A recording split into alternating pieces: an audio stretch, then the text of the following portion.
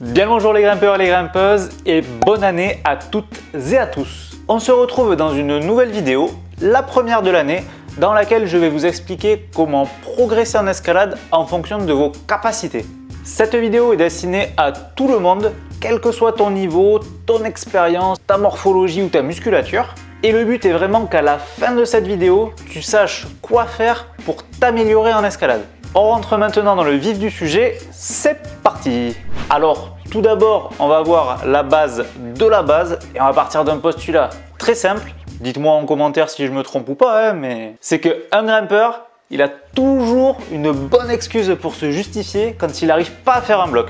Il te dit souvent « je suis trop petit, je suis trop grand, je suis pas assez musclé, je suis trop lourd ». Bref, on est d'accord, ce sont souvent de fausses excuses. Donc on va voir ensemble ce que tu peux faire pour progresser au lieu de devoir te justifier.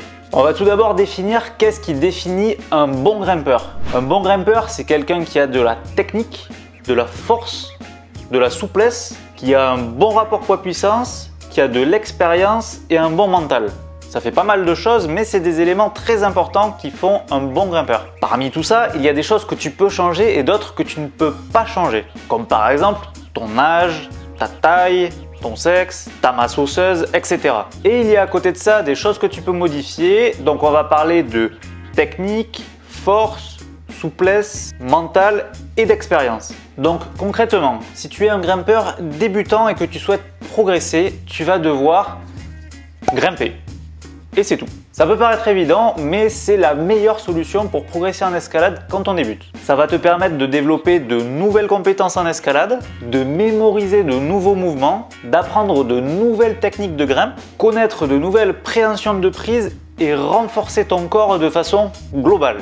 C'est-à-dire que tu vas gagner en force, en endurance, et pour ça, tu n'as pas besoin de faire de la muscu ou un autre sport à côté. Ce qui te développera le plus, c'est de grimper.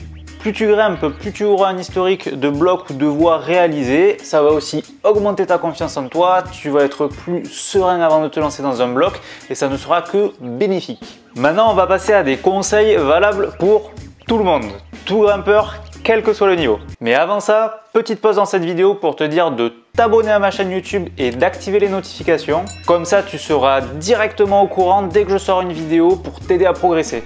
Alors, si tu veux t'améliorer, tu vas devoir apprendre à être un grimpeur polyvalent qui peut s'adapter à différentes situations. Ça, c'est une chose indispensable que nous impose l'escalade parce que chaque bloc est différent, que ce soit de par l'orientation des prises, le profil du mur, leur espacement, que tu grimpes en intérieur ou en extérieur, ça va changer énormément de choses. Donc pour progresser, tu vas devoir chercher à t'adapter à chaque situation et apprendre de nouvelles compétences. Et pour faire ça, tu vas devoir varier ta grimpe. C'est-à-dire que tu vas grimper sur des profils de murs différents, que ce soit en dévers, en dalle, en toit ou en dièdre. Tu vas chercher à grimper en intérieur comme en extérieur parce que c'est une sensation de grimpe très différente. Tu peux faire de la voie ou du bloc pour varier un peu les plaisirs. Essaye de sortir de ta zone de confort en grimpant dans des styles différents, en faisant par exemple de la grimpe statique, dynamique, de la coordination. Tu peux aussi essayer de faire des mouvements que tu n'as jamais fait jusqu'à présent, comme par exemple des lolottes, des drapeaux, des jetés. Essaye de tâter des prises avec des textures différentes. T'en as qui ont des textures adhérentes, d'autres des textures assez lisses. Et diversifier ta grimpe comme ça devrait te donner plus de cordes à ton arc pour t'adapter au plus de situations possibles.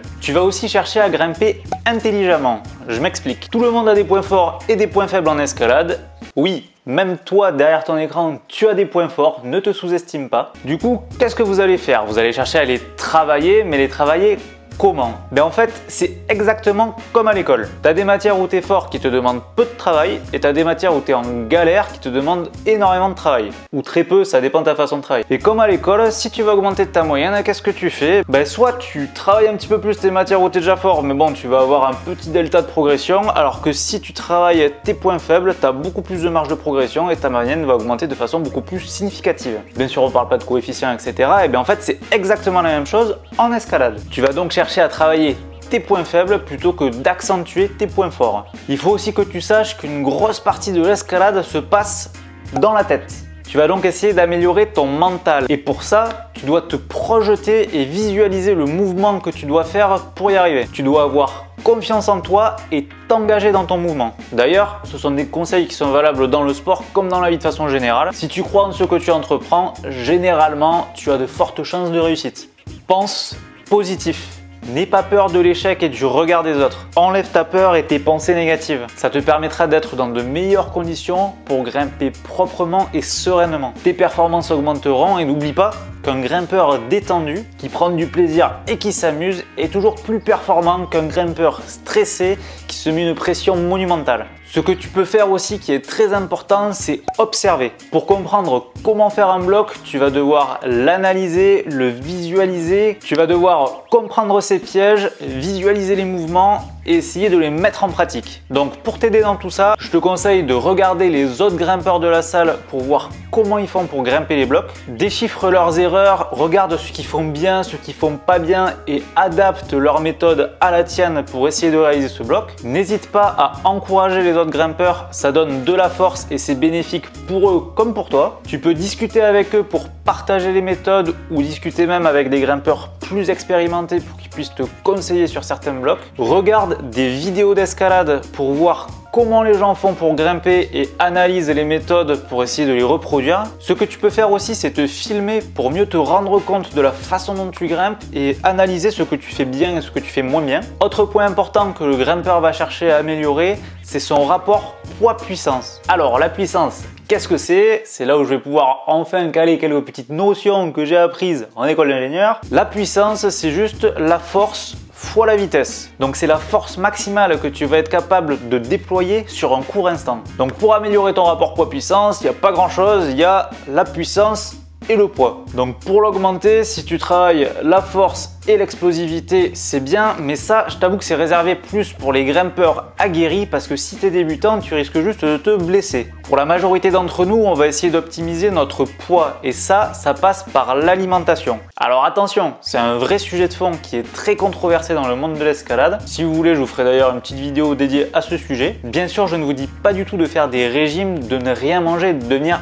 anorexique pour améliorer votre rapport poids-puissance. Il vous suffit juste de manger sainement avec une alimentation variée et de grimper régulièrement pour que votre rapport poids-puissance s'améliore naturellement. Il est important d'être en bonne santé physique et mentale et de ne pas avoir de carence alimentaire. Donc ne vous privez pas. La seule chose que je peux vous conseiller à ce niveau-là, c'est de ne jamais être dans l'excès. Il peut y avoir un excès à la fois dans le sens positif comme négatif. Quand je parle d'excès, c'est pas uniquement de choses négatives de type sucre, soda, etc. Si dans l'inverse, quelqu'un se prive trop et dans un excès trop positif, au final ça va devenir négatif. Parce qu'il peut avoir des carences, il peut avoir des traumatismes, il peut avoir des troubles alimentaires ou développer des mal-être et une obsession de la balance. Ce qui est important, c'est de se faire plaisir, mais avec modération, sans être dans un extrême ni dans l'autre. Un autre conseil que je peux te donner et qui est valable pour tout le monde, c'est repose-toi bien.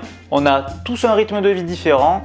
Mais si tu veux progresser en escalade, il ne faut pas uniquement grimper et bien manger, il faut aussi bien dormir. C'est pendant ton sommeil que tes muscles se développent, que ton cerveau enregistre les mouvements que tu as fait à l'escalade. C'est aussi à ce moment-là que ton corps récupère, se développe et que ton système nerveux s'adapte aux exigences que tu lui imposes. L'un des derniers conseils que je peux vous donner, ça sera pour les grimpeurs plutôt expérimentés, ça va être de travailler votre force. Au bout d'un moment, il faut bien travailler la force. Donc tu vas chercher à faire des entraînements spécifiques pour progresser à ce niveau-là. Donc ta force, ça peut être ta force brute, ton explosivité, ta tenue de prise, ton endurance. Ça peut être assez diversifié, mais il faut que tu travailles ces points-là. Donc tu vas chercher à faire des entraînements spécifiques, mais sache une chose, que ce qui est très important, c'est de chercher à développer ta force maximale. C'est plus important de travailler sa force max avant de travailler sa résistance parce que développer ta force maximale va te permettre de faire des blocs plus complexes, alors que travailler ta résistance va te permettre juste d'être plus endurant dans ce que tu sais déjà faire. Donc travaille ta force brute avec des entraînements adaptés et tu devrais pas mal progresser et encore une fois, améliorer ton rapport poids-puissance. J'espère que tu as kiffé la vidéo, n'hésite pas à t'abonner à ma chaîne YouTube et activer les notifications, c'est très important. De nombreuses vidéos pour détailler certains points sont en cours de préparation, donc sois sûr d'être abonné pour ne rien rater. Mets-moi un petit commentaire pour me dire ce que tu as pensé de la vidéo et sur ce, je vous dis à très bientôt dans une prochaine vidéo.